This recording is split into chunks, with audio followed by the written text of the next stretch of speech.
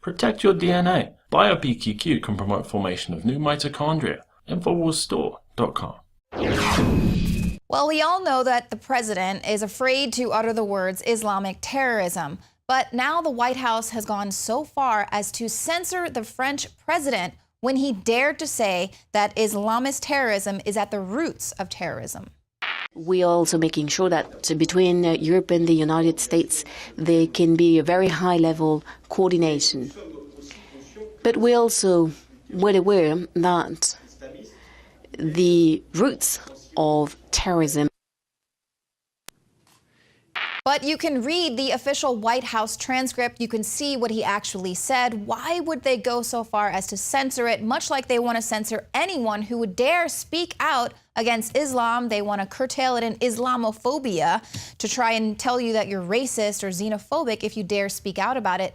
But what's the president going to do now that we even have the Arab press starting to speak out? These are views being expressed by writers from Kuwait to Jordan to Saudi Arabia, and they are representing a brutal reckoning with the Arab and Islamic world's failure to create a single normal country, to accept the fact that all terrorists are Muslim, and its insistence that terror is simply the result of Western racism, colonialism, and marginalization. So this is an article titled, "We Have Failed Indeed." It's the editor of the London-based Saudi daily Al Hayat. He attacked Arabs and Muslims for wreaking havoc in the same European countries that agreed to take them in after they fled their own failed states. He says, is our option for the other essentially that he will be either like us or we will blow him up so that his body parts mingle with ours? Who gave us the right to dictate to others the nature of their regimes, their values, and their lifestyle? Charbel continues by asserting that the Arab and Muslim world has failed to produce a single functioning state and a single normal citizen. Meanwhile, Kuwaiti writer and author Khalil al-Haddar echoes similar sentiments in the Barani Daily. He blames Muslims for terrorism all around the world and slams those who dismiss it by saying the terrorists don't represent true Islam. He says, is it normal that while terrorism succeeds in recruiting hundreds and even thousands of Muslims, we are satisfied to persuade ourselves that their numbers are still negligible compared to the global Muslim population? Must the number of terrorists swell to tens or hundreds of thousands before we realize that a thunderous pounding torrent is headed toward us? Unfortunately, the Muslims do not yet unanimously condemn ISIS. Some Muslims praise them, think the media wrongs them, and then joins them at the first opportunity to even carry out the first suicide mission they are offered anywhere in the world. He also adds that, that they must confront the fact that most terrorist attacks in the Arab and Muslim world itself are not carried out by Christians, Jews, Buddhists, Ahmadis, or Baha'is, but by Muslims and the sons and daughters of Muslims. And that's not all. We also have a female Muslim journalist from Qatar. She brought a new angle to the immigration debate recently when she reportedly wrote a column for a Kuwaiti newspaper arguing that Muslims have no right to criticize the GOP frontrunner Donald Trump over his proposal to temporarily halt Islamic immigration to the U.S. She said it's strange that we believe we have the right to condemn such statements rather than address the implications of some of our extremist curricula, our education, and our regimes, and be ashamed of them. It's strange that we condemn the West instead of addressing what is happening in our midst. It's strange that we condemn instead of apologize to the world. How would you react, for instance, if Christians slaughtered Muslims without any sense of remorse?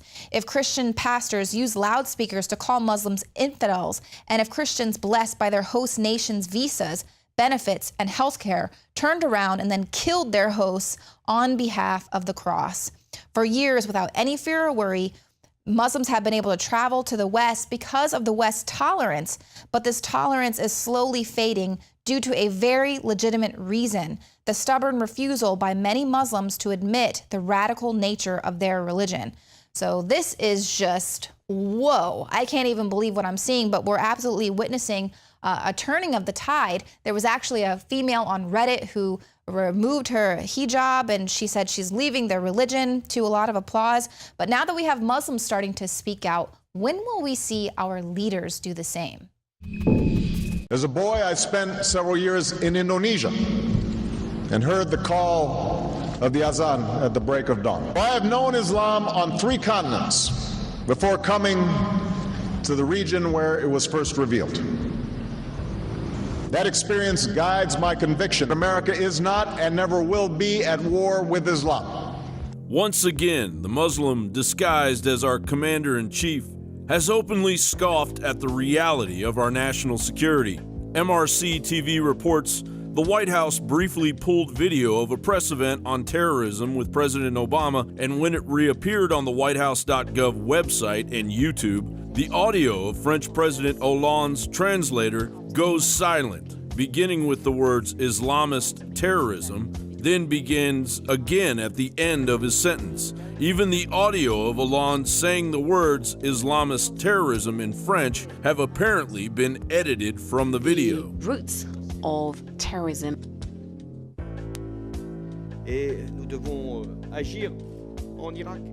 And this pattern has been repeating itself for years. I don't quibble with labels.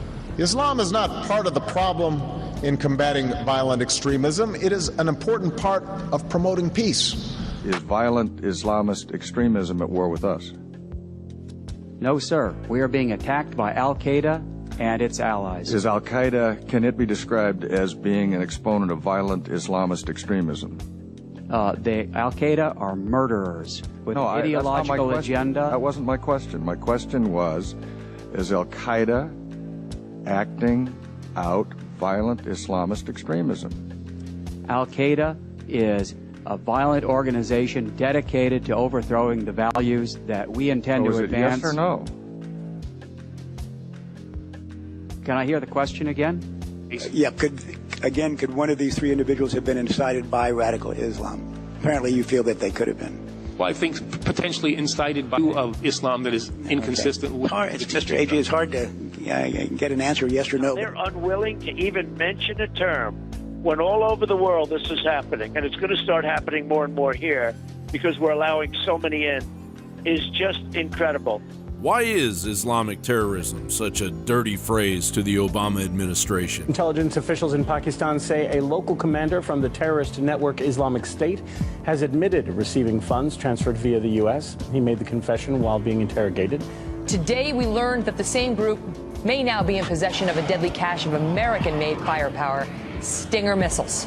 Do you think it was a willful decision? A willful decision to go support an insurgency that had Salafist, Al-Qaeda, and a willful decision to do what they're doing, which you'd have to really ask the president, what is it that he actually is doing? It's simple. The Obama administration and the Muslim Brotherhood are one and the same. Back in June of 2015, the Washington Times reported that the policy of backing the Muslim Brotherhood is outlined in a secret directive called Presidential Study Directive 11, or PSD 11. The directive was produced in 2011 and outlines the administration's support for political reform, i.e. regime change in the Middle East and North Africa, according to officials familiar with the classified study. Efforts to force the administration to release the directive or portions of it under the Freedom of Information Act have been unsuccessful. America, fun time is over. While the fear machine keeps churning, on average, kids now spend less time outside than prisoners. At least 50 ISIS supporters work at the Brussels airport and openly cheered the Paris ISIS attacks. Obama's Iranian nuclear deal is thawing funds for global terror cells. U.S. commandos are scrambling to deter the activation of dirty bombs within the United States. Mexican drug cartels, supported by the big banks, are gaining new ground in the United States every day, while more Mexican civilians have been killed by the cartels than the civilians that have died in Afghanistan and Iraq since 2007 combined. And if you thought there may have been a ray of hope, the RNC is now hijacking the popular vote, and the American dream just lays there in its hospital bed, lifeless. It's as if Americans have entered into a state of nationalized domestic abuse. Our servant,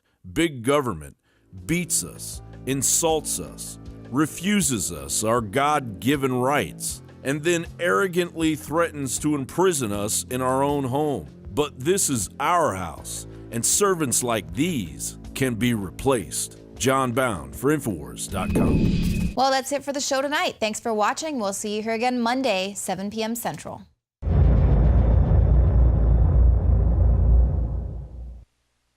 Clean, pure drinking water. You can't survive without it. But where do you get it? Alexa Pure Pro is a brand new, groundbreaking, gravity-fed water filtration system that is like no other. The Alexa Pure Pro transforms water from virtually any fresh source into clean, healthy drinking water, pairing the unprecedented superfiltration power of an all-new gravity block core with a hybrid chromatic shell. It removes up to 99.999% of impurities, including bacteria, viruses, fluoride, disinfectants, volatile organic contaminants, and hormones.